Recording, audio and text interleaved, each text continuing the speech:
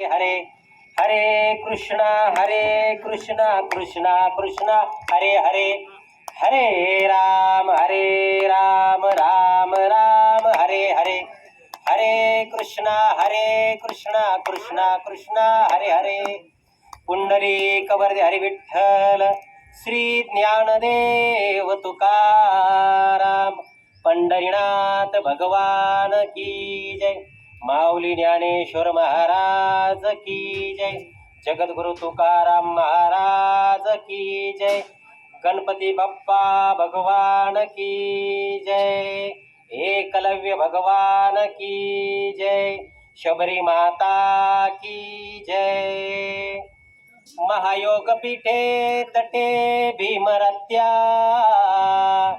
वरम पुंडरीकाय दातु मुनिंद्रे समागत्य तिष्ठन्तमानन्दकन्दं परब्रह्मलिंगं भजे पांडुरंग पांडुरंगा करू प्रथम नमन दुसरे चरण संताचिया त्यांच्या कृपादाने कथेचा विस्तारू बाबाजी सद्गुरु दास तुका मनोजव मारुत तुल्य वेगम जितेंद्रियं बुद्धिमत्ता वरिष्ठं वातात्मुनिचं वानरमुखेत्यं श्रीरामदूतं शरणं प्रपद्ये तपो ज्ञान वैराग्य भक्ती स्वरूपं सदालंकृतं साधु संन्यास योगं मुख्यस्य वेदांत शास्त्रार्थ नीतिं नमो नारायण गिरी परब्रह्म स्वरूपं जयांची केली स्मरण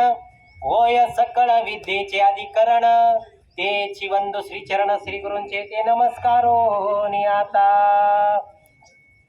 उपजे ते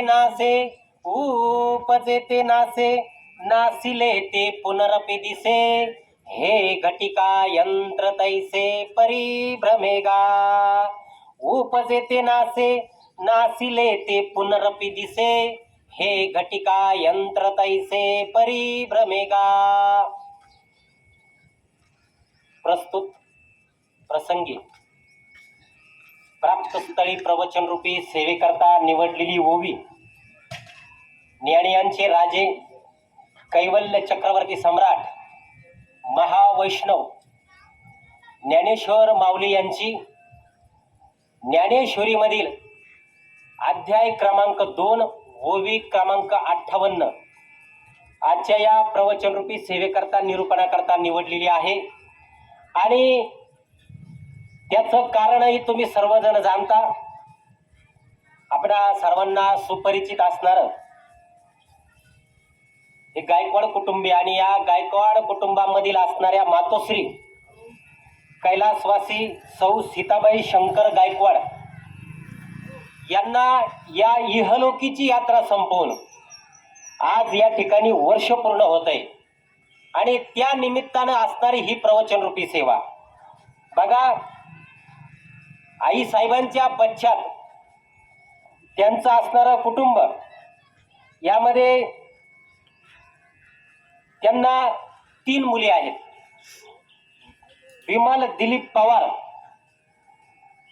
सुमन जगन मोरे आणि संगीता राजू सूर्यवंशी या आई साहेबांना असणाऱ्या 3 कन्यारत्न आहेत आणि त्यांचे मुलं अर्जुन शंकर गायकवाड, ज्ञानेश्वर शंकर गायकवाड आणि आजींच्या पश्चात असणाऱ्या त्यांच्या नाती असतील, नातू असतील, पुतणी असतील, संपूर्ण गायकवाड कुटुंब आज आई साहेबांना जाऊन वर्ष पूर्ण होत आहेत आणि त्या निमित्तानं असणारी ही प्रवचन रूपी सेवा आणि त्या निमित्तानं मला या ठिकाणी आपणा समोर प्रवचन रूपी सेवा देण्याकरता येता आलं. त्यामध्ये आमचे रंगाभाऊ पवार असतील आणि आमच्या मीनाक्षीताई दळवीताई असतील. त्यांचा मला फोन आला की महाराज आपल्याला प्रवचन या ठिकाणी करावं लागेल आणि त्या निमित्तानं आपणा सर्वांच्या दर्शनाचा योग या निमित्तानं आला. बघा प्रस्तुत ओवीमध्ये ज्ञानेश्वर महाराज आपल्याला संदेश देत आहेत, सांगतायत उपजे ते नासे नासिले ते पुनरपि दिसे हे घटिका यंत्र तैसे परिभ्रमेगा. काय सांगतायत माऊली? जो जन्माला आला आहे, कान बारीक देऊन ऐका बरं का, जो जन्माला आला आहे त्याचा मृत्यू निश्चित आहे आणि जो मृत झाला आहे त्याचा जन्म निश्चित आहे. म्हणून तू तुझ्या अपरिहार्य कर्तव्य पालनामध्ये शोक करण्यात काही अर्थ नाही. महाराज माऊली सांगताय जो जन्माला आला आहे त्याचा मृत्यू निश्चित आहे. ती काळ्या दगडावरची रेष आहे. जो जन्माला आला त्याला जायचं आहे आणि जो जाणार आहे तो पुन्हा जन्माला येणार आहे. 84 लक्ष योनीमध्ये तो कोणताही जन्म घेऊ त्याला पुन्हा जन्माला यायचंय. पण माऊली सांगतायत ज्या जन्मात तुम्ही आला त्या जन्मात तुम्हाला जे भगवंताने कार्य दिलंय ते तुम्हाला पूर्ण करायचंय. प्रसंग असा आहे, कुरुक्षेत्रावरती युद्ध चालू आहे कौरव पांडवांचं आणि कुरुक्षेत्रावरती प्रचंड सेना जमली, कौरवांची सेना पांडवांची सेना. आणि एका रथावरती अर्जुन आहे आणि त्या रथावरती कृष्ण भगवंत सारथ्य करताय. जगाचा बाप सारथ्य करताय म्हणजे ड्रायव्हर म्हणून बसले अर्जुनाचे. आणि अर्जुनानं आपल्या गांडीव धनुष्याला बाण लावणार, बाण समोर शत्रूवर सोडणार. माता मावल्यांनो सोडणार तो समोर पाहतोय, अरे समोर सारे आपलेच आहे ना, लढायचं कोणाबरोबर? कौरवच्या पार्टीमध्ये दुसऱ्या पार्टीमध्ये कोण होतं? सख्खी चुलत भाऊ, ज्यांनी विद्या शिकवली ते गुरु. अरे पुतणे मामा सगळं इष्ट गणगोत समोर आहे. बाण चालवायचा आपल्या माणसांवर. अर्जुनाचं अवसान गळून गेलं. अर्जुनानं असलेल्या धनुष्याला ठेवून दिला आणि त्या रथावरती श्रीकृष्ण भगवंत होते. त्यांनी स्मित हास्य केलं, पाठीमागे त्याच्याकडे पाहिलं. आता याचं अवसान गळून गेलं गाड्या. अर्जुनाला भगवंताला कळलं का अर्जुनाचं अवसान आता गळून गेलं नाही. बघा, दैनंदिन जीवन जगत असताना, सामाजिक जीवन जगत असताना तुमच्या बरोबर कोण आहे, तुमचे मित्र कोण आहे, तुमचे सवंगडी कोण आहे, तुम्हाला सोबत कोण आहे, याच्यावरून तुमच्या जीवनाची दिशा आणि तुमच्या जीवनाची दशा ही ठरत असते. तुमच्या बरोबर कोण आहे? साध्या भाषेत सांगू, तुम्हाला टेन्शन आलं, तुम्ही एखादा व्यवसाय टाकला आणि तो व्यवसाय तुमचा कॉलॅप झाला, सगळा पडला, कर्ज घेऊन ठेवलं, पाहुण्याकडून पैसे घेतले, समाजातून पैसे घेतले, सोसायट्या उचलला, कर्ज घेतले आणि जे धंदा टाकला तो धंदा जर टिकून गेला तर तुम्ही नैराश्यात जाणार की नाही? त्या नैराश्यात तुम्ही गेल्यानंतर तुमच्या सोबत असणारे माणसं एक खरे तुमच्या जीवनाला दिशा देण्याचं काम करतात. श्रीकृष्ण भगवंतासारखे. मी तुम्हाला हे उदाहरण का सांगतोय? अर्जुनाचं अवसान गळून गेलं, अर्जुनानं धनुष्य ठेवून दिला, पण त्या अर्जुनाच्या रथावरती जगाचा बाप होता. माता मावल्यांना श्रीकृष्ण भगवंत होते. श्रीकृष्ण भगवंतांनी काय केलं याला त्या ठिकाणी सांगितलं. बघा काय सांगितलं, जातस्य हि ध्रुवो मृत्यू, जातस्य हि ध्रुवो मृत्यू, ध्रुवो जन्म मृतस्य च, तस्माद परिहार्यार्थे नत्वः सोच्युत्तुमर्षी. गीता रूपी उपदेश करताय. काय सांगताय? उपजे ते नासे, नासिले ते पुनरपि दिसे, हे घटिका यंत्र जैसे परिभ्रमेगा. उपदेश करताय. काय सांगताय? जो जन्माला आला आहे त्याचा मृत्यू निश्चित आहे आणि जो मृत झाला आहे त्याचा जन्म निश्चित आहे. म्हणून तू तुझ्या अपरिहार्य कर्तव्य पालनात शोक करण्यात काही अर्थ नाही. तू कशाला शोक करतो पार्था, अर्जुना? तू कशाला शोक करतो? तुला वाईट वाटायचं कारण काहीच नाही. समजून सांगताय. गीता सांगितली त्याला कुरुक्षेत्रावरती, समजून सांगताय. काय? अरे अर्जुना, अर्जुन म्हणाला देवा माझ्याच्याने होणार नाही, माझ्या माणसांवर बाण चालवायचा. आणि एक लक्षात ठेवा, दैनंदिन जीवन जगत असताना शत्रूंची संख्या मोजू नका, आपल्यातल्या गद्दारांची संख्या मोजा. तुमचे पाय दुसरे ओढत नाही, तुमचे पाय आपलेच पहिले वडील. महाराज त्रिकाल काळापासून चालत आलाय. शत्रू बाहेर पाहायची गरज नाही, शत्रू आपल्यामध्येच असतो. श्रीकृष्ण सांगताय घाबरू नको. तू पार्था, तू या जन्मात आला ना, तुला हे कार्य करायचं आहे, तू शोक कशाला? अर्जुन म्हणतो देवा माझ्या माणसांवर मी कसं काय चाल करू? मग गीतारूपी उपदेश करताय. भगवंत सांगताय की अर्जुना, अरे तू ह्या जन्मात आला, तुला सांगू अर्जुना, 84 लक्ष येऊन पुनरपी जननम पुनरपी मननम पुनरपी जननी जठरे शयनम. पुन्हा पुन्हा वारंवार प्रत्येकाला जन्म घ्यायचा आहे. आत्मा हा मरत नाही, आत्मा शाश्वत आहे. तुम्हाला हे भाड्याने मिळालेलं शरीर भाड्याने, शब्द मी अगदी येणी वापरतोय, भाड्याने मिळालंय. किती वर्ष भाडं आहे वयाचं? 100 वर्ष. 100च वर्ष मिळालंय हे तुम्हाला. आता काही 100 कोणी टिकत का? बीपी, मुळ्यात, अटॅक गेले. राम बोलो भाई, राम बोलो. मेलेले सद्ग्रस्त फार चांगले होते, ते माझे फार मित्र होते. नाही महाराज, 100 वर्ष कोणीही जगत नाही, पण आपल्याला किती अभिमान याचा. बाप रे बाप, बॉक्सचा सेंट, रेंडेचा गॉगल, रेड चिपचे बूट, आहा से आहा तक, किती आपण याच हे करतो. पण नाही महाराज, हे जाणारे नाशिवंत देह, जाणार सकळ, आयुष्य खातो काळ सावधान. जगद्गुरु तुकोबराय सांगतायत. जगद्गुरु तुकोबराय आपल्याला अभंगाद्वारे उद्बोधन करताय. काय सांगतात जगद्गुरु तुकोबराय? क्षणोक्षणी हाची करावा विचार, करावया पार भव सिंधू, नाशिवंत देह जाणार सकळ, आयुष्य खातो काळ सावधान. संत समागमी धरावी आवडी, करावी तांतडी परमार्थाची, तुका म्हणे इहलोकीच्या व्यवहारे, नये डोळे धुरे भरून पाहो. काय शब्द आहे संतांचे महाराज. 4 ओळींचा अभंग आहे. शब्द काय? क्षणोक्षणी हाची करावा विचार, तरावया पार भव सिंधू. जगद्गुरु तुकोबराय सांगताय, क्षणाक्षणाला विचार करा. कुठला? तरावया पार भव सिंधू. भवसिंधू म्हणजे एखादा नावेत बसून समुद्र पार करा नाही म्हणताय. संसार रूपी भवसिंधू. हे संसार रूपी भवसिंधू ना, हे तुम्हाला पार करून जायचे. पण कोणत्या नौकात बसायचंय हो? तुम्हाला काही नौका येणार नाही बसायला. बसा बसा ताई, तुम्हाला पलीकडे घेऊन जातो. संसार रूपी नौका म्हणजे काय? घरातलं टेन्शन. आता बाई बाजार करायचा आहे, दिवाळी आली, बाईला जायचं, आता तिकडं साडी घ्यावं लागेल, बायको तो पैठणीच मागून राहिली. हे असंख्य संसारामधले पहिलं तीर तुम्हाला ओलांडायचं आहे. मग हा पहिलं तीर तुम्हाला क्षणाक्षणाला विचार करा सांगताय. का बरं? कारण नाशिवंती देह जाणार सकळ, आयुष्य खातो काळ सावधान. हा देह नाशिवंत आहे, क्षणाक्षणाला आयुष्य खातोय आपलं. म्हणून तुम्ही काय करा? संत समागमी धरावी आवडी, करावी तांतडी परमार्थ. संतांची संगत करा. तुम्ही जर चांगल्या माणसांची संगत केली ना महाराज, आयुष्य खूप चांगलं जातं. वाईटाची संगत केली तर त्याची गुण तुम्हाला लागतात. आपण पुढे आता सांगणार आहे. आता संगत बघा, संगतीवर मी बोलतोय. श्रीकृष्ण भगवंत रथावरती होते अर्जुनाच्या. अर्जुनाचं मनोधैर्य खच्चीकरण झाल्यानंतर त्याला समजून सांगितलं. त्याचा परिणाम अर्जुनाचं मनोधैर्य उंच करण्याचं काम कोणी केलं?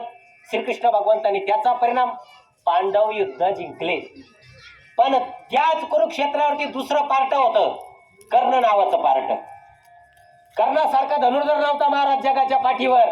कर्णाला हरवायला देवाला योजना करावी लागली. देवाला कवच कुंडल काढून घ्यावं लागले. गुरुकुण शाप मिळाला. ऐन टायमाला तुला जे बाण, जे शस्त्र मिळालंय, ते शस्त्र संधान करण्याची विद्या तुला ऐन टायमाला आठवणार नाही. ऋषींनी शाप दिला, ते वासरू मारलं होतं म्हणून. म्हणजे बघा किती. पण कर्णासारखा धनुर्धर नव्हता महाराज. पण संगत चुकीच्या माणसाची होती. अर्जुनाला संगत श्रीकृष्ण भगवंताची. कर्णाच्या रथावरती कोण बसेल होता महाराज? शल्य राजा. बरं, शल्य राजा होता विरोधी पार्टीतला. शल्य राजा होता पांडवांचा मामा, माद्रीचा भाऊ. बघा बर का, कर्ण कौरवांच्या बाजूने लढत होता विरोधी पार्टीत, पण मामा कोणाचा होता? समोरच्याचा. आता ती फार मोठी गोष्ट आहे. तो का बरं इकडे आला, का आला? पण शल्य राजाने पांडवांना वचन दिलं होतं, मी जरी त्या पार्टीत आहे, बघा बर का, राजकारणात सुद्धा अशी माणसं राहतात. मी जरी त्या पार्टीचे, पण अख्खं मतदान तुम्हाला पाडल्याशिवाय मी त्या पार्टीतला राहणार नाही. तसं यांनी वचन दिलं होतं, मी जरी त्या पार्टीत आहे, पण मी वेळोवेळी कर्णाच्या रथावर सारथी राहणार आहे, म्हणजे रथ चालवायला. याचं मनोधैर्य मी खच्चीकरण करीन. महाराज तो कर्णाच्या रथावर गेला त्याला म्हणे, तुझं काय खरं आहे का? तू सारथीचा पुत्र आहे, मला माहिती तू कोणाचा पुत्र आहे, आणि पांडवांच्या समोर तुझा निभाव लागणार आहे का? वारंवार कर्णाचं खच्चीकरण केलं. परिणाम असा झाला, कर्ण युद्ध हरला. माता मावल्यांनो, काय कर्ण युद्ध हरला? म्हणजे दैनंदिन जीवनामध्ये तुमच्या बरोबर जर मनोधैर्य उंचावणारे माणसं असेल श्रीकृष्ण भगवंतासारखे, तर तुम्ही आयुष्यात जिंकल्याशिवाय राहणार नाही. पण तुमच्या जीवनामध्ये जर मनोधैर्य खच्चीकरण करणारे माणसं असेल, तर महाराज कर्णासारखे तुमचे मनोधैर्य खच्चीकरण झाल्याशिवाय राहणार नाही. म्हणून जीवनामध्ये तुमच्या चांगली माणसं असावी. ही असती संगत. साधं उदाहरण तुम्हाला सांगू, मी नेहमी उदाहरण देत असतो. पाण्याची बाटली, पाण्याची बिस्लरीची पाण्याची बाटली साध्या टपरीवर घेतली तर किती रुपयाला मिळते? 10 रुपयाला. तेच चांगल्या रेस्टॉरंट मध्ये गारगुर करून जर घेतली तर कितीला मिळते? 15 ते 20 रुपयाला. आणि 5 स्टार हॉटेलमध्ये घेतली तर किती रुपयाला मिळते? शिर्डी सारख्या 50 रुपयाला. बाटली तीच, पाणी तीच, का बरं किंमत वाढली? टपरीवर घेतली 10 रुपयाला, चांगल्या हॉटेलमध्ये घेतली 15-20 रुपयाला, मोठ्या 5 स्टार हॉटेलमध्ये शिर्डी सारख्या घेतली 50. का बरं किंमत वाढली? सांगा. जागा बदलली की किंमत वाढते. साध्या टपरीवरती बाटली राहिली, संगत टपरीवर बाटली राहिली 10 रुपयाला, थोड्या स्टँडर्ड 15-20 रुपयाला, चांगल्या 5 स्टार गारगोर हॉटेलमध्ये एकदम 50 रुपये. जीवनात सुद्धा तसंच आहे. तुम्ही चांगल्या माणसाबरोबर राहिले तर तुमची किंमत वाढते महाराज. वाईटाची संगत केली तर महाराज तुमचं वाटोळं झाल्याशिवाय राहत नाही. म्हणून संगत चांगल्याची असावी. जीवनामध्ये तुम्ही जर चांगल्यांची संगत केली तर तुमचं आयुष्य तरुण गेल्याशिवाय राहणार नाही. म्हणून जीवनामध्ये संगत चांगल्याची असावी. बघा, मरणावस्थ असलेला मनुष्य, जो माणूस मरणाच्या दारामध्ये टेकलेला आहे,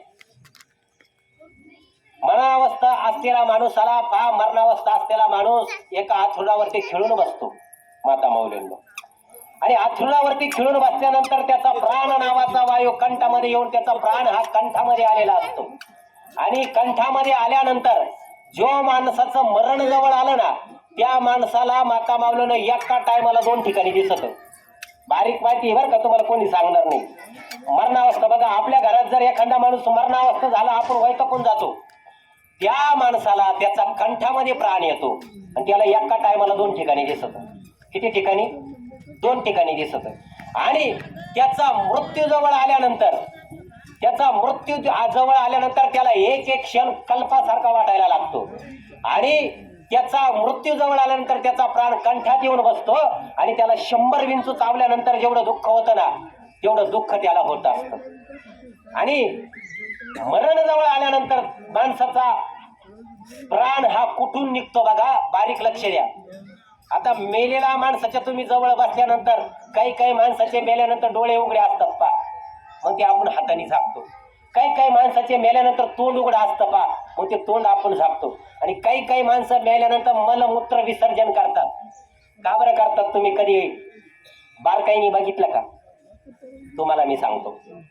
जे योगी माणसं असतात, तपस्वी माणसं असतात, तप करणारे माणसं असतात, साधू संत असतात, मरणानंतर त्याचा प्राण गेल्यानंतर साधू संतांचे त्यांचा प्राण कुठून निघतो?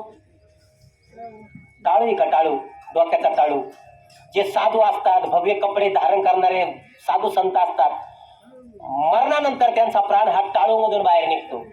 आणि जे पुण्यवान माणसं असतात, नीट ऑब्झर्वेशन करा आता मेलेल्या माणसाचं, पुण्यवान माणसं असतात, त्यांचे डोळे उघडे असतात, त्यांचा प्राण डोळ्यामधून जातो, त्यांचा प्राण तोंडामधून जातो. पुण्यवान माणसं म्हणून डोळे आणि तोंड उघडं असतं पा मेलेल्या माणसाचं. आणि जे पापी माणसं असतात त्यांचा प्राण गुदद्वार आणि लिंगामधून बाहेर पडतो. मग काही माणसं मेल्यानंतर लघवी करतात, शौच करतात. बघा, ह्यो पापी आणि पुण्य माणसाची सगळी माहिती गरुड पुराणामध्ये आलेली. आणि मनुष्य मेल्यानंतर 24 तासाच्या आत त्याला यमदूत घ्यायला येतात. मनुष्य मेल्यानंतर आणि यमदूत घ्यायला आल्यानंतर ते काही सुटपुट घालून येत नाही महाराज. अकराळ विक्राळ, त्यांची नखं वाढलेली असतात, केस लांब, हातामध्ये यमदंड पाश असतात. आणि माणूस मेल्यानंतर त्याचा जो जीवात्मा ते खेचून घेतात, त्या जीवात्म्याला यमदंडाच्या पाशामध्ये त्याला बांधतात आणि 24 तासात त्याला यमाच्या समोर उभा करतात. त्याचा सगळा आलेख वाचला जातो, तिने काय काय आयुष्यामध्ये केलं, सगळी नोंद आहे वरती.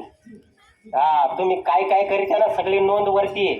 आणि सगळी नोंद त्या रामकृष्ण आहे, सगळी नोंद वरती आहे. आणि मग तुमचं सगळं वाचल्या जातं आणि तुम्ही 24 तासाच्या आत तुम्ही जिथं तुमचा प्राण सोडला तिथं आणल्या जातो.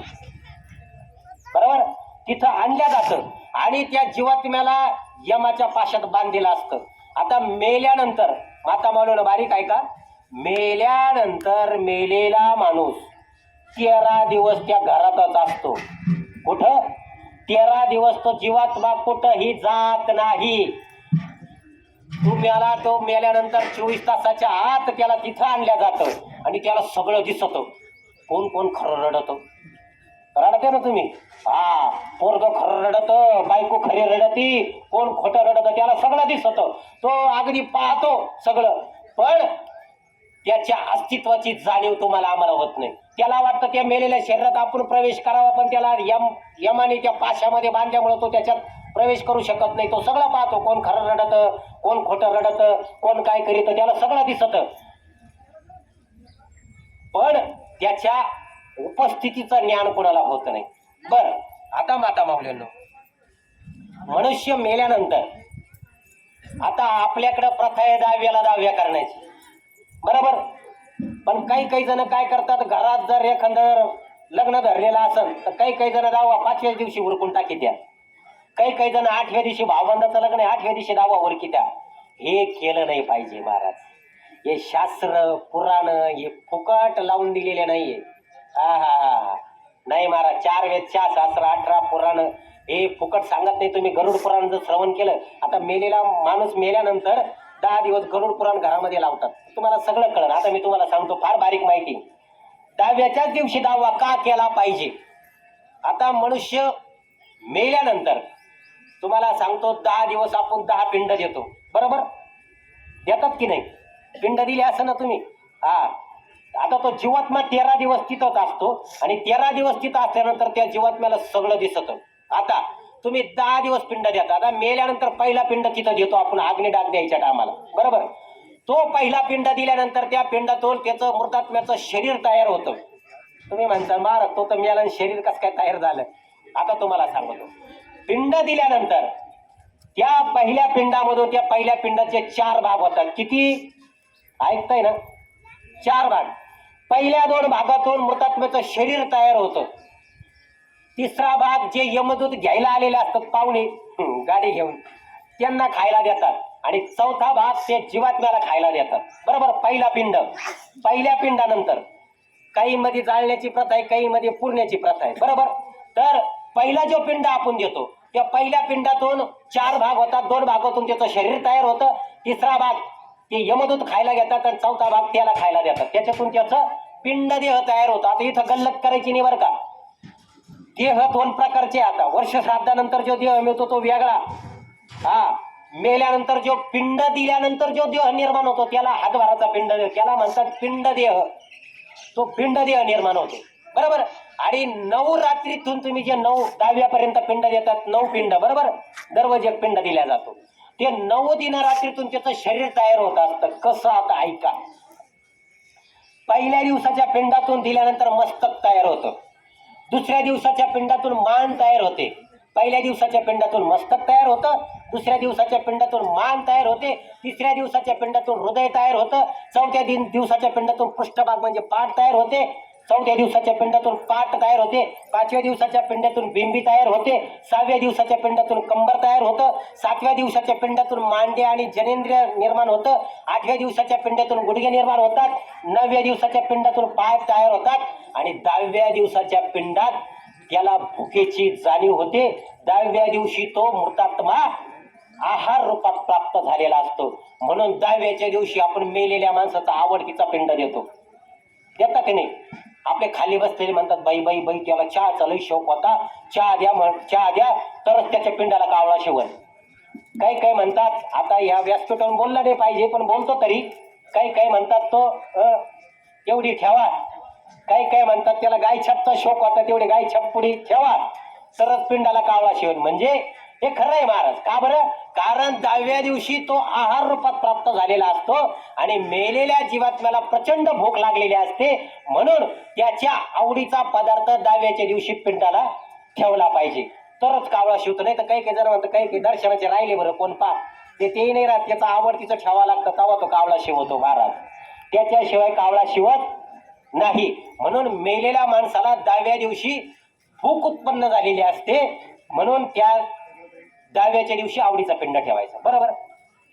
बरं, आता 10व्याच्या दिवशी आवडीचा पिंड. आता मेलेल्या माणसाला अग्निडाग देण्याची प्रथा आहे, बरोबर. मेलेल्या माणसाचं शरीर आपण अग्नीमध्ये स्वाहा करतो किंवा काही जण पुरतात, बरोबर. आता प्रेताचा दाह करण्याची पद्धत आहे. आता हे जे शरीर आहे आपलं पंचतत्वातून तयार झालेलं आहे, बरोबर. महाराज पृथ्वी जल अग्नी वायू आकाश. पृथ्वी जल अग्नी वायू आकाश.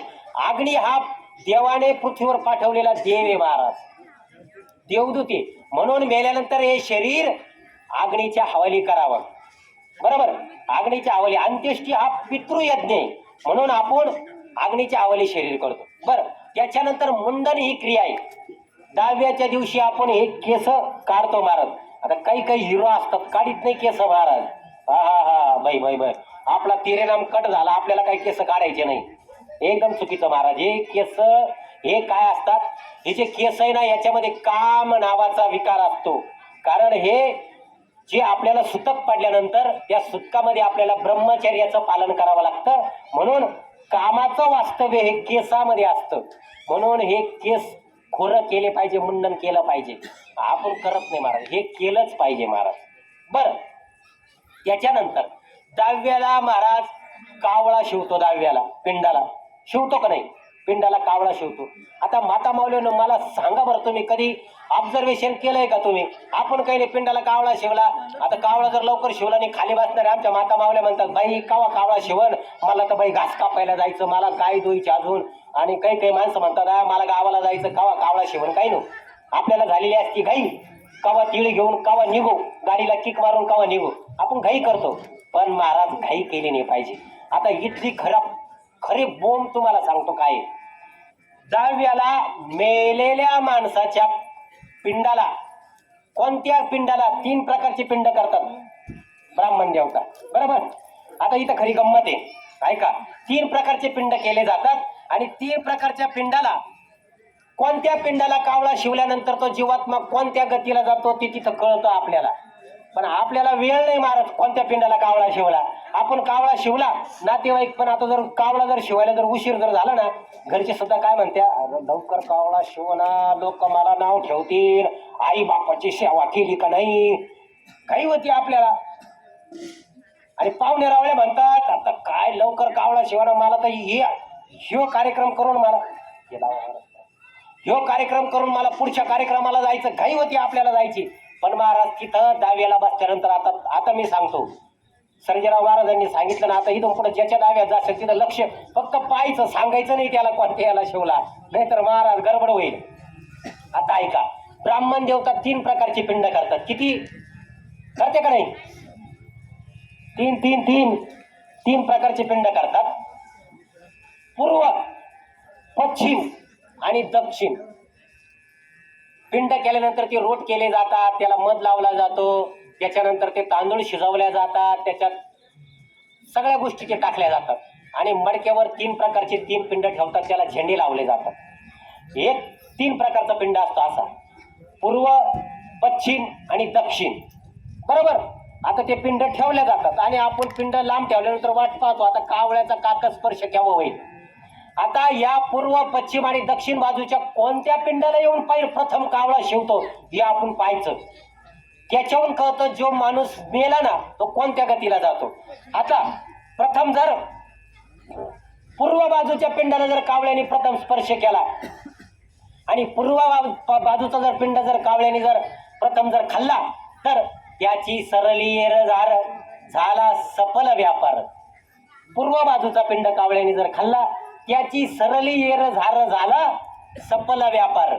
म्हणजे त्याचा आता येरझार सरली, त्याचा व्यापार सफल झाला. पश्चिम बाजूचा जर पिंड जर कावळ्याने त्या ठिकाणी जर शिवला, पश्चिम बाजूचा, उत्तमची गती तो एक पावेल, उत्तम भोगील जीवखानी. आलं लक्षात? पश्चिम बाजूचा पिंड कावळ्याने जर शिवला तो उत्तम गतीला जातो. पण दक्षिण बाजूचा जर पिंड कावळ्याने जर शिवला, हरी विन जन्म नरक पै जाना, यमाचा पाहुणा प्राणी होय. कुठं जातो तो? नरकात जातो, नरकात. यमाचा पाहुणा दक्षिण बाजूचा पिंड. म्हणून कावळा कोणत्या पिंडाला शिवतोय आपण पाहायचं. पूर्व बाजूचा शिवला चांगला, त्याचं पुन्हा पुन्हा येरझार सरून जाते. आणि दक्षिण बाजूचा तर उत्तमाची गती तो एक पावन, उत्तम भोगील जीव खाणे. म्हणजे मेल्यानंतर तो उत्तम पुढचं आयुष्य उत्तम भोगतो. म्हणून आपण कोणत्या पिंडाला कावळा शिवला हे बघितलं पाहिजे. आता त्याच्यानंतर मला सांगा, पिंडाला कावळाच का बरं शिवतो बरं? बाकीचे पक्षी नाही आहे का? घार नाही आहे का? चिमणी नाही आहे का? बदक नाही आहे का? पारव नाही आहे का? बाकीचे पक्षी आपण पिंड ठेवल्यानंतर तुम्ही नीट माता मावल्यानं ऑब्झर्वेशन करा, पिंडाला शिवायला कावळाच का बरं येतो बरं? बाकीच्या पक्ष्यांना काय भूक लागत नाही काय? का कावळा येतो? उगच नाहीये माता मावल्यांना. ज्याचं काम त्याला दिलंय तो त्याचं काम बरोबर करीतो. आता याला कथा आलेली इथं श्रीराम दिग्विजय मध्ये. हे शास्त्र पुराण उगाच थोतांना हे लिहून नाही ठेवलं उगाच. आता इथं असंख्य पक्षी, कावळाच का बरं येतो पिंडाला शिवायला? त्याला काम दिलेलं आहे महाराज. आता ऐका कथा. इथं एक कथा आलेली आहे. वाल्मिक ऋषीच्या आश्रमामध्ये प्रभू रामचंद्र जेव्हा वनवासाला होते, चित्रकूट पर्वतावरती प्रभू रामचंद्र जेव्हा वनवासाला होते, चित्रकूट पर्वतावरती प्रभू रामचंद्र आले वाल्मिक ऋषीच्या आश्रमामध्ये. कावळा का बरं शिवतो त्याची कथा तुम्हाला सांगतो. फार बारीक आहे, कोणी सांगत नाही महाराज एवढं बारीक. इकडचं तिकडचं सांगलं का झालं प्रवचन. पण महाराज वर्ष श्राद्धाचं प्रवचन आहे. तर वर्ष श्राद्धाला माणूस जन्म झाल्यापासून, आता तुम्हाला जन्म झाल्यापासून माणूस आता वर्ष श्राद्धापर्यंत तुम्हाला बरोबर आणून ठेवतो माणूस कसा प्रवास करतो. आता काही काही जण म्हणतात 4 दिन की जिंदगानी आयुष करले यार, या खाऊन जाशन मरून तर टाकीर पुरून या मजा करून. महाराज मेल्यावर खरं कॅल्क्युलेशन आहे. तुम्ही म्हणता मेल्यावर कोण आहे पाहिला नाही ना. हे वर्ष श्राद्धापर्यंत खरी गंमत आहे. ते तुम्हाला पुढे 13व्या नंतर ज्या गाडीत बसायचं, ज्या गाडीचं तिकीट कापायचं ना महाराज, त्या गाडीत खरी गंमत आहे. तुम्हाला आता मी पुढे सांगणार आहे प्रवास. आता कावळा का बरं शिवतो? वाल्मिक ऋषीच्या आश्रमामध्ये प्रभू रामचंद्र तिथं बसल्यानंतर यज्ञ करायला बसले. आणि यज्ञ करीत असताना यज्ञामध्ये त्या दर्भाच्या कांड्यात यज्ञ टाकीत होते, तूप टाकीत होती, अग्नीला स्वाहा तूप करीत होते. तूप अग्नीला टाकल्यानंतर अग्निदेवता प्रसन्न होत होते. आणि सीतामाता सुद्धा शेजारी बसली होती. आणि ती यज्ञाला लागणारी सामग्री त्या काड्या सीतामाता हातात घ्यायची, प्रभू रामचंद्राच्या हातात द्यायची. प्रभू रामचंद्र यज्ञात त्या काड्या टाकायची. त्यांचं काम चालू.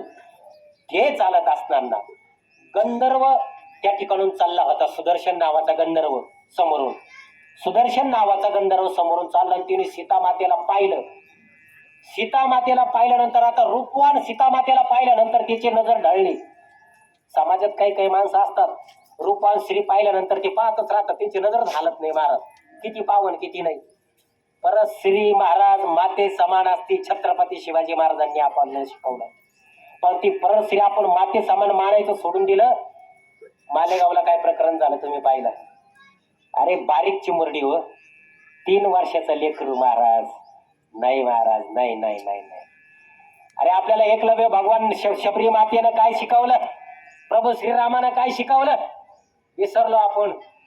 नाही नाही नाही, लहान. अरे काय महाराज. अरे त्या सुदर्शन नावाच्या गंधर्वाची सुद्धा नजर फिरली. सीता मातेचं रूप पाहिल्यानंतर त्यानं कावळ्याचं रूप घेतलं गंधर्वानं.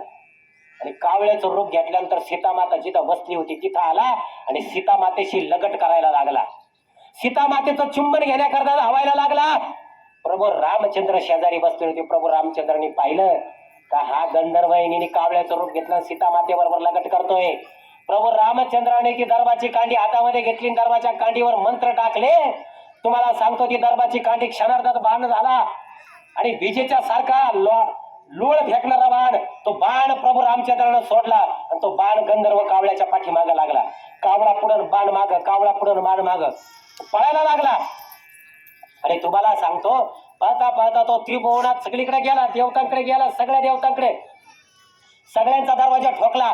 अरे मला वाचवा, मला वाचवा. सगळ्यांनी दुष्ट दिले. अरे तुझ्यासारखा नालायक, तू काय केलं आम्हाला माहिती. सगळ्यांनी दरवाजे लावून घेतले, त्याला हुसकून दिलं. त्रिभुवनात सगळ्यांकडे गेला, कोणीच त्याला घेतलं नाही. आता इकडं तो पळत पळत जात असताना आपले नारद मुनी तंबुरा घेऊन चालले. नारायण श्रीमन नारायण, श्रीमन नारायण नारायण नारायण नारायण करीत चालले. त्यांनी पाहिला रे काय भानगडे बरं.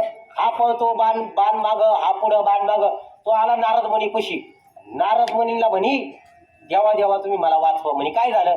म्हणे मी असं असं केलं म्हणे, आणि बाण माझ्या पाठीमागं लागला ना, हा बाण आता माझा जीव घेतल्याशिवाय मला काय सोडणार नाही. नारद मुनी म्हणाले अरे तू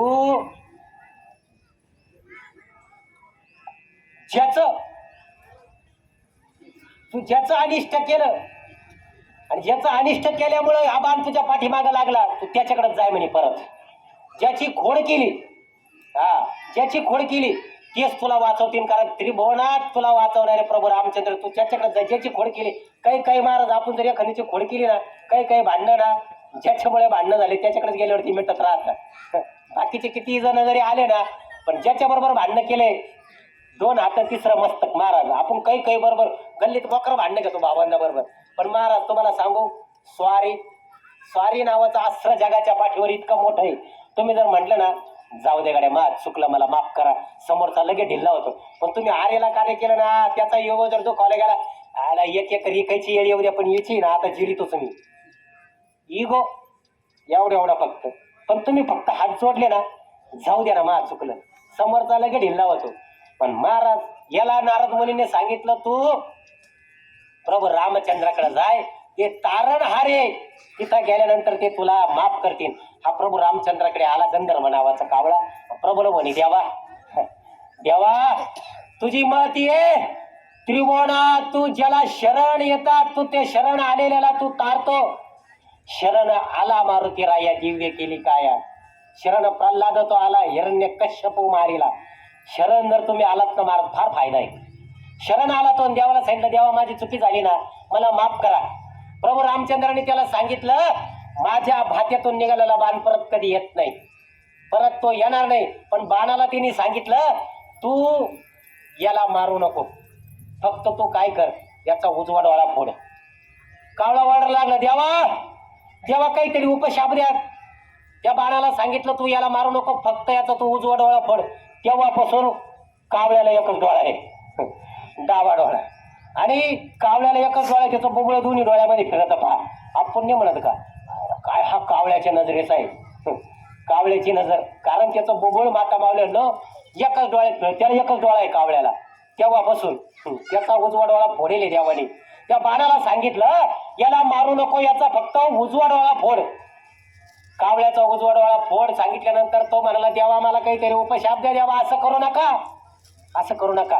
मग त्याला म्हणे, तू सीता मातेचं चुंबन घेण्याकरता धावला, तू चुंबन घेण्याकरता सीता मातेचं चुंबन घेण्याकरता धावला, तू इथून पुढे विष्ठाच भक्षण करशील.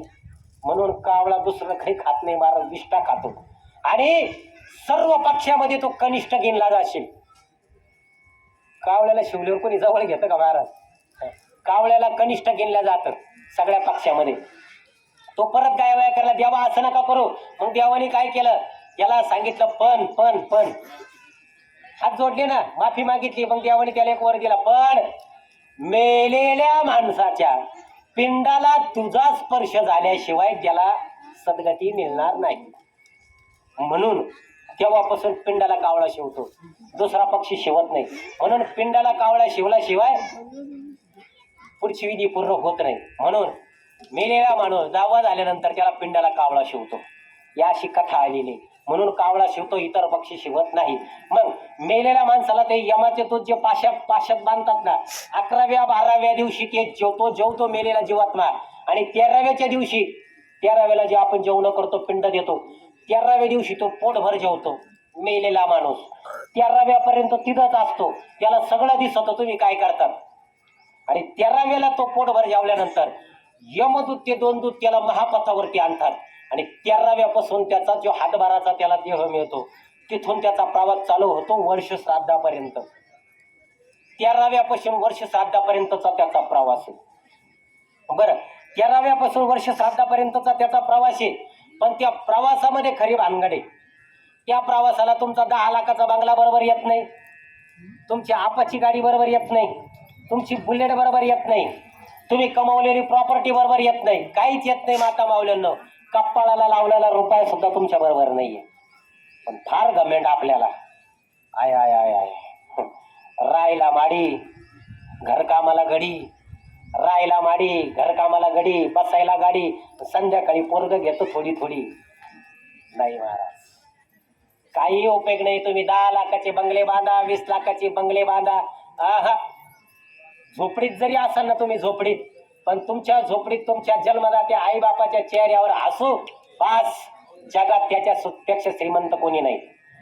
काही काही 10 लाखाचे बंगले बांधित 20 लाखाचे बंगले बांधित त्याला नाव द्या त्या नानांची पुण्याई मातृछाया पितृछाया मला मोठं नाव टाकी द्या. आल्या आल्या पाहुण्याला दिसत होते दादांची पुण्याई नानाची पुण्याई मातृछाया पितृछाया आणि ज्याची छाया तो 10 लाखाच्या बंगल्यात कांद्याच्या चाळीत पडक्या पत्र्यात खोकलत बाजीवर पडला. नानांची पुण्याई.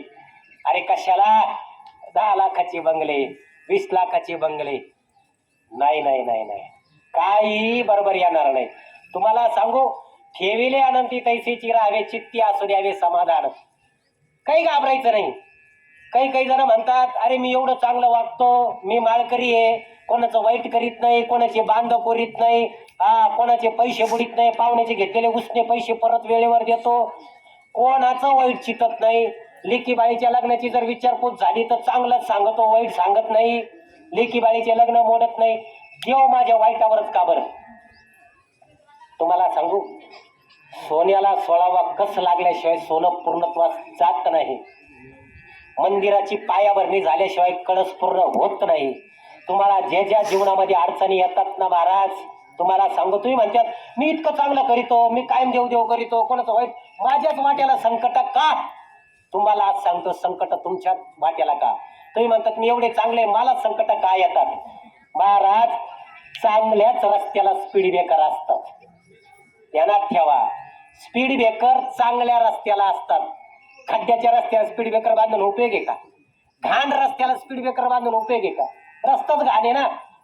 चांगल्या रस्त्याला स्पीड ब्रेकर का असतात. चांगल्या रस्त्याला का चांगल्याच माणसाला संकट येतात. जंगलातली वाकडी तिकडी झाडं आपण तोडून आणत नाही कारण ते वाकडं तिकडं लाकूड कोणाच्या उपयोगाचं नाही. चांगलं लाकूड घरात त्या ठिकाणी बल्लीला काम येतं. चांगले लाकडं म्हणून चांगलेच माणसाला त्रास आहे जीवनामध्ये. हा हा हा जो संकट शोषण्याची जिची ताकद आहे त्याला संकट येतं असं कोणाला येत नाही महाराज. आणि संकट आपल्याला आले तर आपण समजायचं आहे देवाने मला निवडलंय मी तेवढा स्ट्रॉंग आहे संकट पेलायला घाबरायचं नाही अजिबात. आणि संकट असं कोणालाही देत नाही देव. घाबरून जायचं काही काम नाही. त्याच्यानंतर खरं यश आहे. म्हणून तुमचं कर्म चांगलं असावं बाकी काहीच नाही महाराज. तुम्ही कर्म चांगले ठेवा. जावा जावा जर असाल ना जावा जावा जावा जावा जर दोघी तिघी असाल जावा जावा भांडायचं नाही. तुम्हाला सांगतो कर्म म्हणजे काय. दोघं तिघं जर भाऊ असेल तर भावाचं वाईट चितायचं नाही. आयुष्यभर जमीन तिनीच खाल्ली आता म्हाताडन म्हाताडी माय वाट्याला पाठवले येणी याच्याकडे पाहतोच. गाडी किन पण याची पुरली करीन पाहू आता. स्टेज लावी तो जमिनीला जाय तू नको खाऊन मी तू भीक मागन मी भीक मागेन. नाही नाही नाही अरे पाठीला पाठ लावून भाऊ आला आता खाली बसताना खरं इमानदारीत मला सांगा कोणता सक्का भाऊ भावाबरोबर खरं इमानदारीत बोलतो बरं मला सांगा. 80% भाऊ भावाबरोबर बोलत नाही. कोणती बहीण भावाबरोबर एकदम गोडीत बोलती बरं खरं सांगा इथं बसलेल्या. नाही नाही नाही तुम्ही तर समृद्धीच्या सह्या घेतल्या माता माऊल्यांना. 1 तोळा 2 तोळा नाही नाही भाऊ. भावानी जर रजिस्टर ऑफिसला बोलवलं ना ती म्हणते मला काय आज वेळ नाही भाऊ पुढच्या वाड्यात टाकी ती मला वेळच नाही आज. अरे काही काही बहिणींनी भावाचे हक्क सोड करायचे 1-1 तोळा खरं आहे. अरे पूर्वी बहिणीचा इतका जीव ना भावावर काय सांगावा. हा हा हा हा आता राहिलंय का. लग्न होऊन जर आली ना लग्न होऊन महिन्यात घरात दुसरी भितड घाली ती बरं कोणत्या शाळेत हे शिक्षण भेटत ते कळत नाही. आम्ही गेलो असतो हे वेगळं काढायचं शिक्षण कोणत्या शाळेत आहे नेमकी. नाही नाही नाही माता माऊल्यांना तुमचा लहान भाऊ आहे. तुम्हाला सांगू का कर्म म्हणजे काय. तुम्ही म्हणतात ना मी एवढं चांगलं करीतो माझंच वाईट का होतं याच्यामुळंच ना महाराज. घरात सासरा आहे म्हातारा घरात तुझ्या म्हातारा सासरा आहे आणि ही म्हणते आमच्या मामजींना बाई सकाळी सकाळी खायला लागत. ते जुन्या पिढीतले धोत्रावाले आमचे बाप जुन्या पिढीतले पूर्वी त्यांना सकाळी सकाळी सकाळी सकाळी यांना खायला लागायचं जुन्या म्हाताऱ्यांना पूर्वीच्या काळी. ही म्हणती बाई आमच्या मामजींना सकाळी सकाळी खायला लागत. आमची कामाला गेले 12 आणि 1 वाजता येईल हे उपाशी पोटी आहे मामजींचं काही सकाळी सकाळी खायला लागत. आमचे 1 वाजता येईल अरे तुझ्या यानं हॉटेलमध्ये रश्यात भजे बुडू बुडू पावट टाकू टाकू खाल्ले, म्हाताऱ्याला भाकरी वाचून मारी द्या. नाही ना, नाही महाराज, नका असं करू. अरे हे जे आमचे म्हातारीला काही लागत नाही व माय, आज सकाळी सकाळी फक्त एक भाकर लागते. अरे पुढची आमची पूर्वीच्या काळी आमची म्हातारी सकाळी सकाळी काठोटीमध्ये भाकरी थापायची, धापाक धापाक धापाक धापाक चुलीवर उलटी पालटी करायची आणि म्हाताऱ्याला खायला द्यायची. काही नव्हतं. कार वैभव, फोर व्हीलर गाडी नव्हती, गाडी बैल होती, पण सुखी कुटुंब होतं, सुखी होतं. भावा भावाचा जीव होता. माता मावले न पूर्वीच्या काळी जर तुम्ही जर वायरची पिशी घेऊन जर माहेराला गेला ना, वायरची पिशी घेऊन माहेराला जर आई जिवंत असाल, मावल्यांना तुमची पिशी कधी मोकळी नाही आली हो, कधीच मोकळी नाही आली पिशी. काही नाही, ती वारी नाही. पूर्वी तुम्ही माहेराला जर घरी गेला ना माता मावल्यांना, आणि वायरची पिशी घेऊन, पूर्वीच्या पिशा नव्हत्या महाराज, युरियाच्या सोपल्याच्या गोण्या असायच्या, आणि तुम्ही जर पिशी घेऊन माहेराला गेला आणि तुमची आई जर माहेराला जिवंत असाल, तुमची पिशी कधी मोकळी नाही आली माझ्या बहिणींनो. अरे कवठं भरून देईन आपली आई, गवारीच्या शेंगा देईन, मिरच्या देईन, कवठं देईन, बोर देईन, भरून देईन तुमची पिशवी. आणि ज्या दिवशी तुम्हाला परत सासूरवाशीला परत जायचं ना, आणि तुमची म्हातारी पहाटी उठायची आणि चूल असायची हो, वल्ल सरपण असायचं, पाठी उठून फुकणीनं फुको फुको स्वयंपाक करायची, आणि 2-3 भाकरी कवायला थापून द्यायची, तिच्यावर मिरचीचा गोळा पाट्यावर लोटायची ती, आणि ती मिरची करून ती बांधून तुम्हाला द्यायची हो, उपरण्यात बांधून द्यायची. आता येतं का गठोडं? दिवाळीला जर गेलं तर गठोडं नाही, गाठोडं नाही, काही नाही, काही नाही. साडी घेतली तर घेतली, नाही तर निघा. नाही नाही नाही नाही, पूर्वी फार फार प्रथा होती पूर्वी. अरे बाप जर जिवंत असल, बाप जर जिवंत असेल तर लेकीला घ्यायचं, बाई तू आली का? हा माझी बाई आली, थरथरते हाताने तो म्हातारा म्हणायचं, बाई बाई बाई माझी बाई आली का तू? अरे नातू यायचे, तिला म्हातारा घ्यायचा आणि कोपरगावला सायकलीवर कोवायना बसून, बाई तुला जितकेची लागल तितकी साडी घे बाई. माझं लेकरू वर्षातून एकदा आलंय. बापाचा आणि आईचा लय जीव रे, लेखीत लय जीव. पूर्वीच्या काहीच गोष्टी आता राहिल्या नाही, सगळं बदललंय. पण तुम्हाला सांगू, प्रेमाने राहा. बहीण देव कोणालाही देत नाही, तिला जपा. बहिणीला काही नाही हो, फक्त चुळी बांगडी लागते. तुमची 10 लाखाची प्रॉपर्टी काही घेऊ नका. बहीण आल्यावर फक्त ती 2 दिवस राहील ना, चुळी बांगडी तिला करा, तिची अनंत आशीर्वाद तुम्हाला भेटल. भाऊ भाऊ जर असाल, आता ठीक आहे वायली जरी राहत असाल, अरे पण बोला ना भावाबरोबर. अरे लहानपणी गल्लीत जर लाड्या भावाला जर मारलं, मोठा भाऊ पायचा गुंड्या तोडूस तर समोरच्याला हाणायचा आणि पाटकुळी घेऊन लाड्या भावाला यायचा. खरंय का नाही? आता तो म्हणतो येणे माझ्या जमिनीचा बांध कोरला काय, तो पावडं उचली तर पहिले भावाच्या डोक्यात टाकीतो. नाही रे नाही, नका. प्रेम द्या, गिव्ह रिस्पेक्ट, टेक रिस्पेक्ट. तुम्ही जर दिलं तर तुम्हाला परत मिळणार आहे. कसं मिळणार? शेतकरी कुटुंब आहे आपण. अरे एक दाणा जर जमिनीत पेरला, एक दाणा बाजरीचा जमिनीत पेरला तर कणसाला तो 100 दाणे देतो. दिलं तर रिटर्न मिळतं. तुम्ही जर काहीच केलं नाही तर रिटर्न कसं काय मिळेल? पैसा सोडून द्यावं. पैशाला कुत्रं खात नाही, कोंबडी समोर पैसे फेका खात नाही ती. पैशाला कोणी खात नाही. एखादा म्हणत असं ना तुमचा पाहुणा मेले, पैशावाला प्रॉपर्टी सोडून द्या. पैशाला कुत्रं खात नाही. तुमचे कर्म कामाला येतात. तुम्ही कसे, हा सगळा कर्माचा हिशोब असतो. म्हणून 13व्या नंतर कर्माचा हिशोब तुम्हाला सांगतो. दशरथ राजा, त्याचा पुत्र प्रभू रामचंद्र, उदाहरण सांगतो. कर्म जर फिरले ना महाराज, तुम्हाला कोणीच वाचवीत नाही. प्रभू रामचंद्र कपडे घातले सगळे देवानी, आणि आता राज्याभिषेक होणार राजकुमार म्हणून. आता राजकुमार म्हणून राजतिलक झाला म्हणजे पुढचा राजा हाच राजकुमार होणार. प्रभू रामचंद्रांनी कपडे बिपडे घातले आणि प्रभू रामचंद्र होणार. कैकेयीच्या महिल्यातून दशरथ राजाचा निरोप आला. सुमंत निरोप घेऊन आले आणि प्रभू रामचंद्राला सांगितलं तुम्हाला दशरथ राजाने कैकेयीच्या महालात बोलवलं. कर्म कसं फिरतं त्याचं उदाहरण तुम्हाला सांगतो. कर्म फिरायला वेळ लागत नाही. राजाचा रंकाचा राजा व्हायला वेळ लागत नाही महाराज. प्रभू रामचंद्रांनी कपडे घातले आणि राजा व्हायला जाणार. निरोप आला कैकेयीच्या महालातून. प्रभू रामचंद्र लगेच रथाला बसले, कैकेयीच्या महालात आले. आता महालात आल्यानंतर तिथली परिस्थिती पहा. बाप म्हणजे दशरथ राजा रडतोय, डोक्याला हात लावून एका कोपऱ्यात बसले आणि काही माता अगदी फुगून बसली आसनावरती. प्रभू रामचंद्र आले आणि त्यांना कळा नाही भानगड काय आहे. पण काही मातेनं 2 वर मागून घेतली होती, 2 वर दशरथ राजाकडून. एक, माझ्या पुत्राला राजगादी भरताला, आणि 2, रामाला 14 वर्षाचा वनवास. दशरथ राजाने काही मातेला 2 वर मागायची अनुमती दिली होती युद्धाच्या वेळेस. ते 2 वर काही माता म्हणे मला जेव्हा लागेल तेव्हा मागून घेईन. काही मातीने ते 2 वर मागून घेतले. काय? एक, माझ्या पुत्राला राजगादी आणि प्रभू रामचंद्राला 14 वर्षाचा वनवास. बापानं वचन द्यायला होतं आणि बापाच्या वचना खातीर प्रभू रामचंद्र आले आणि ते प्रभू रामचंद्राला कळालं. प्रभू रामचंद्र लगेच वनवासाला जायला निघाले महाराज. लगेच आत्ताचे पोर बापानी शब्द दिला आईला वचन, त्या वचना खातीर पोरग वनवासाला निघाला 14 वर्ष राजगादी टाकून. आत्ताचे पोर जातील का वनवासाला? बापाला म्हणा तुम्हाला काही अक्कल आहे का नाही? तुम्हाला कोणी शब्द द्यायला लावला? तुम्ही ना म्हातारपणात तुमची सटकली. आता मी याची गुलामी करू का?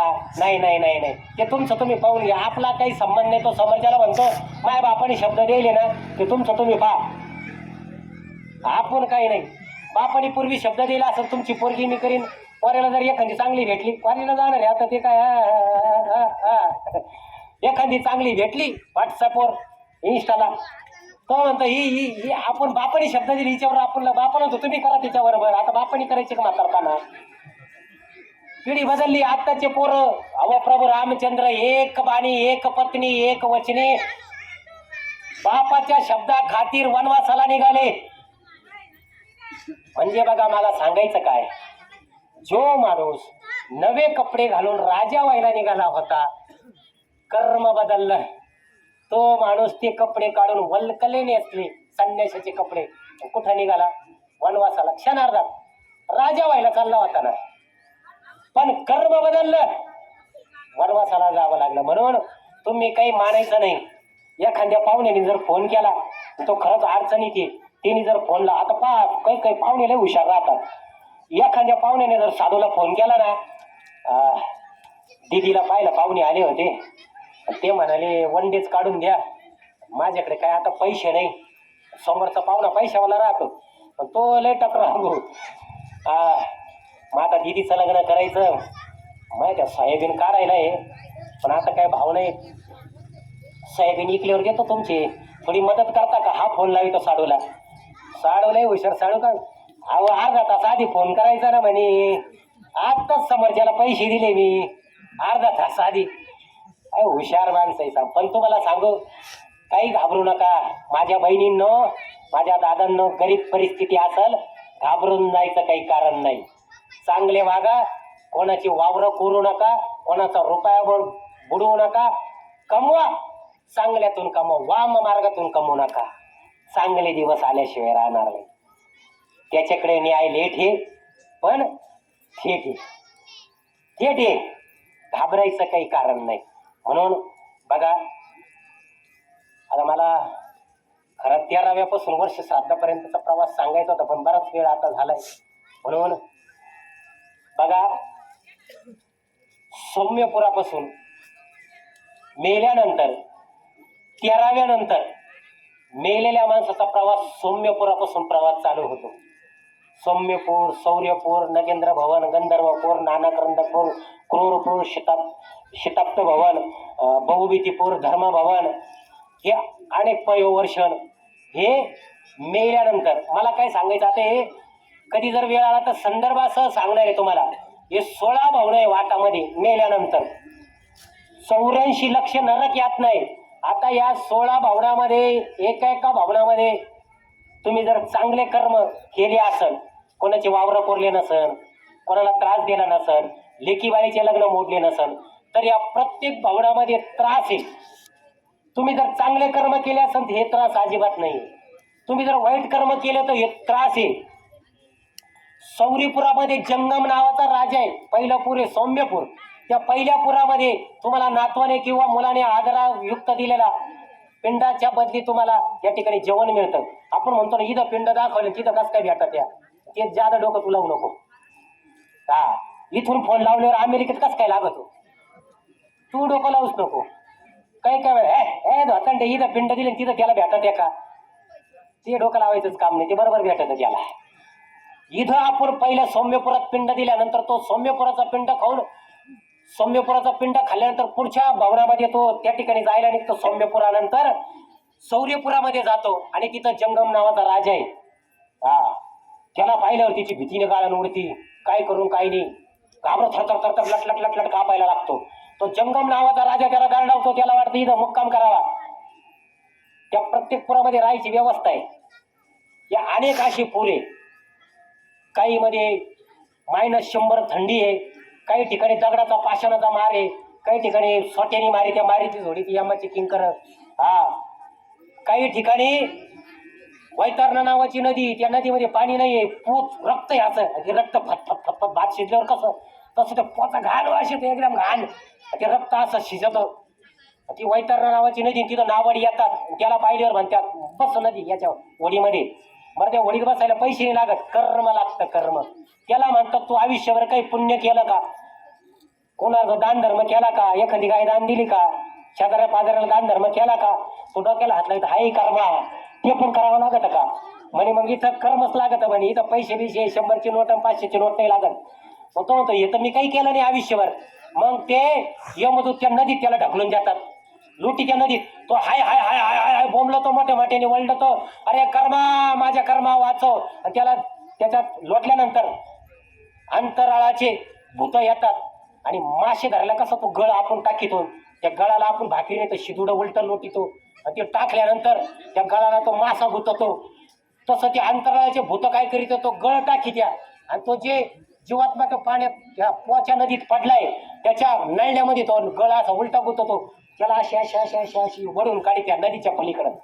हा, पहिले तरी.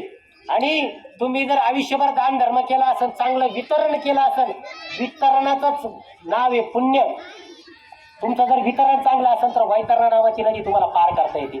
अशा अनेक यातना पुढे, पण आपला निश्चित वेळ या ठिकाणी झाला. आणि वर्ष श्राद्धाच्या टायमाला तुम्ही आज पिंड दिला असेल, बरोबर, आजचा पिंड दिला ना, आज पिंड दिल्यानंतर तो पिंड खातात मेलेला जीवात्मा आणि त्याचा हातभराचा पिंड देह, आता ऐका बरं का, हातभराचा पिंड देह वर्ष श्राद्धाला 12व्या महिन्यात तुम्ही जो देतात पिंड, तो पिंड त्या ठिकाणी दिल्यानंतर तो पिंड त्याला मिळतो जीवात्म्याला. आणि हातभराचा पिंड देह त्याचा गळून पडतो आजच्या दिवशी आणि त्याला अंगठ्या एवढा वायुरूपी देह हात मिळतो वर्ष श्राद्धानंतर. हातभराचा पिंड देह गळून पडतो आणि अंगठ्याभराचा वायुदेह मिळतो, त्याला म्हणतात यातना देह. मेल्यानंतर जो पिंड मिळतो त्याला म्हणतात, जो देह मिळतो त्याला म्हणतात पिंड देह. आणि वर्ष श्राद्धानंतर तो पिंड देह गळून पडतो, जो पिंड देह मिळतो त्याला म्हणतात यातना देह, अंगठ्या एवढा. आणि मग इथून पुढं मग तो त्याला यमदूत घेऊन जातात इथून पुढं वर्ष श्राद्धानंतर. आणि वर्ष श्राद्धापर्यंत चांगल्या वाईट कर्मानुसार तुम्हाला यात नाही. आणि वर्ष श्राद्धानंतर मग तुम्हाला आता इथून पुढे घेऊन गेल्यानंतर मग तुम्हाला त्या चित्रगुप्त समोर बसवलं जातं. आणि काय काय भानगडी केल्या वर्षभर त्या सगळ्या टिपिले. तुम्ही म्हणता ना मी जे जे काय करतो कोण आहे पाहायला मला, हा हा, त्याचा CCTV कॅमेरालाही जबरदस्त आहे, त्याला फ्रिक्वेन्सी आहे. रात्री बित्री ते चोर आल्यानंतर त्याच्यावर फॉग बिग सोडल्यावर तो काय बुजत नाही, त्याचा CCTV कॅमेरालाही जबरदस्त आहे, सगळी नोंद आहे. आणि मग ती वाचल्या जाते आणि त्या कर्मानुसार तुम्हाला जन्म मिळतो.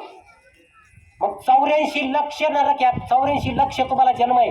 मग तुम्हाला 4 पायाचे 2 पायाचे सरपटणारे वाकडे तिकडे हे वृक्ष वेली, हे निसर्गात जेवढे झाडे, निसर्गात जेवढे प्राणी, जे सस्तन प्राणी असन, पाण्यात राहणारे असन, सरपटणारे असन, साप असन, खेकडे असन, मासे असन, हे त्याचा त्या कर्मानुसार तुम्हाला जन्म दिला जातो.